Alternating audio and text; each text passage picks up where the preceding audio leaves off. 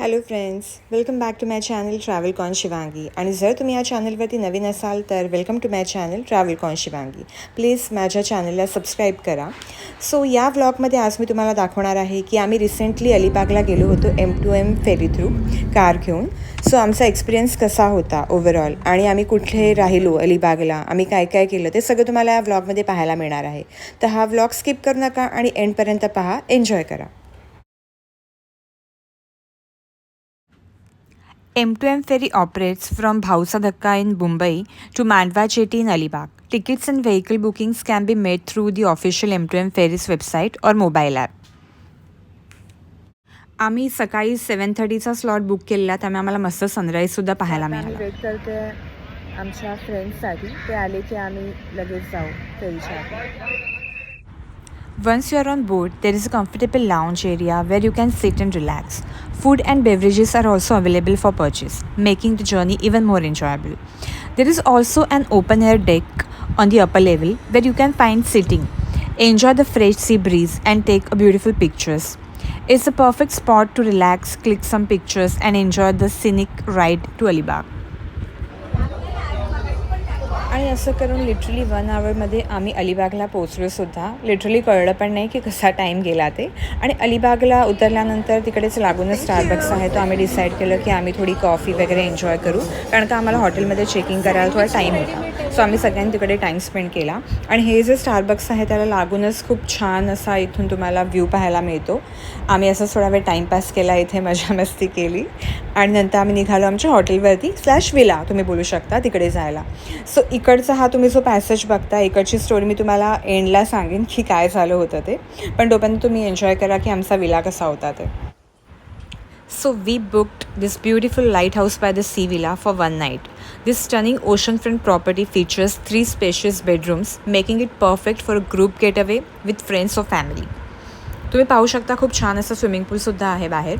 तर तुम्हाला मी आमच्या बेडरूमची टूअर देते. सो या विलामध्ये टोटल 3 रूम्स आहेत. तर ही रूम आता मी आणि माझ्या हस्बंडनी घेतली आहे. आणि इथून एंटर केल्यानंतर अशी ही रूम आहे.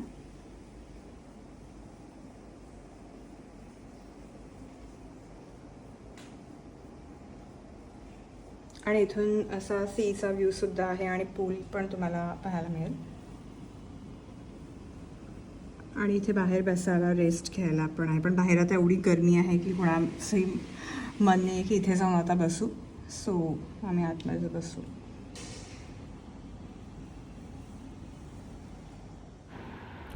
So this villa also includes a large living room with a dedicated play and entertainment area. So या प्रॉपर्टीमध्ये आमच्याबरोबर एक केअरटेकर आणि एक शेफ होता.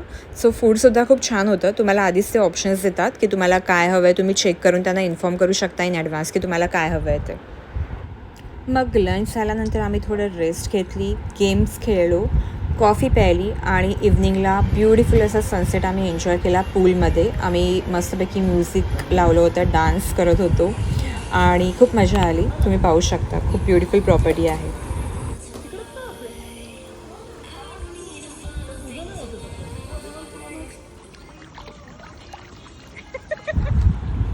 मग रात्री डिनर झाल्यानंतर लिव्हिंग रूममध्ये बसून आम्ही खूप गप्पा मारल्या, गेम्स खेळलो.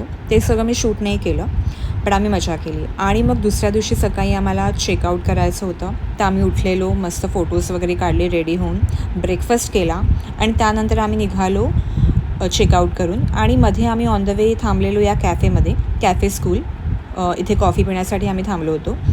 तर नेमकं त्याच दिवशी तिकडे खूप जास्त गर्दी होती त्या कॅफेमध्ये, म्हणून का माहिती नाही, पण ऑर्डर यायला खूप वेळ लागला. तर आम्ही सगळ्यांनी फक्त कॉफीच घेतलेली, विच वॉज ओके. एवढी काही खास अशी मला वाटली नाही. आणि एवढ्या गरमीमध्ये त्यांचा AC सुद्धा बंद होता. सो त्यामुळे आम्ही खूप हैराण झालेलो. मग आम्ही डिसाईड केलं की त्याला लागूनच बाजूला हा स्पा होता, स्पा. तो तुम्ही एंटर केल्यानंतर खूप क्यूट वाटला मला. एस्थेटिक वाईब्स होत्या खूप या स्पाच्या. पण इकडची जी सर्विस होती ती पण म्हणजे चांगली होती. मी ह्याच्यापेक्षा पण ग्रेट स्पाला गेली आहे, त्यामुळे मी असं एकदम वाव नाही बोलणार. पण आम्हाला त्यावेळेला खूप रिलॅक्सिंग वाटलं, ते खूप इम्पॉर्टंट होतं. सो आम्ही स्पा घेतला. त्यानंतर एका फ्रेंडनी हे रेस्टॉरंट शोधून काढलेलं हॉटेल झिंगा. तर इकडचं seafood oh my God एवढं सही होतं की आम्हाला खूपच मजा आली खाऊन. आणि नंतर मग आमची रिटर्न फेरी होती मुंबईसाठी आणि आम्ही इव्हनिंगचा स्लॉट बुक केला. त्यामुळे ओ माय गॉड एवढा ब्युटिफुल सनसेट होता. मी तर सनसेटची खूप मोठी फॅन आहे. जिकडे सनसेट असं मला खूप आवडतं आणि खूप मस्त तिकडे म्युझिकसुद्धा होतं. तर आम्ही सगळ्यांनी परत एकदा छान असा या सिनिक व्ह्यूचा एक्सपिरियन्स घेतला. खूप मजा आली. सो ओव्हरऑल माझा जो एक्सपिरियन्स होता या M2M फेरीचा तो खूप छान होता.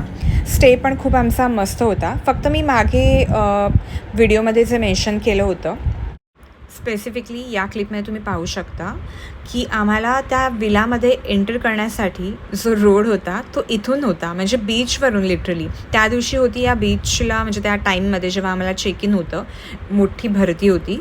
त्यामुळे लिटरली इकडे या दगडांवरून चालत एवढी मेहनत घेऊन आम्हाला त्या विलापर्यंत पोचावं लागलं आहे, which was not ideal and anyone would expect.